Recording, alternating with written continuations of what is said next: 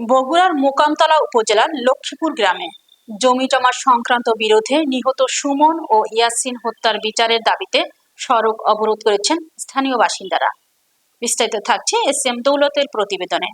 বগুড়া রংপুর মহাসড়ক অবরোধ করে এ কর্মসূচি পালন করা হয়। এতে প্রায় ১.৫ ঘন্টা মহাসড়কে যান চলাচল বন্ধ থাকে। নিহত স্বজনরা ও প্রতিবেশী ও বিভিন্ন শ্রেণী পেশার মানুষ অংশ নেন। এ সময় তারা হত্যাকাণ্ডে জড়িতদের দ্রুত গ্রেফতার ও সর্বোচ্চ শাস্তির ফাঁসির দাবিতে বিভিন্ন স্লোগান দেন।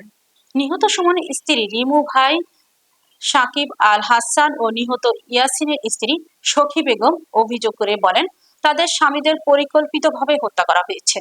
ঘটনার ২২ দিন পেরিয়ে গেলেও আসামিদের বিরুদ্ধে প্রশাসন কোনো পদক্ষেপ নিচ্ছে না। এ ঘটনায় অভিযুক্ত রাহাত, রাব্বি, আওলাদ, জাহিদুল, ফেরদৌস, রেজাউল, জাফর, আনোয়ার ও কাউসারের ফাঁসি নিশ্চিত করার দাবি জানান তারা।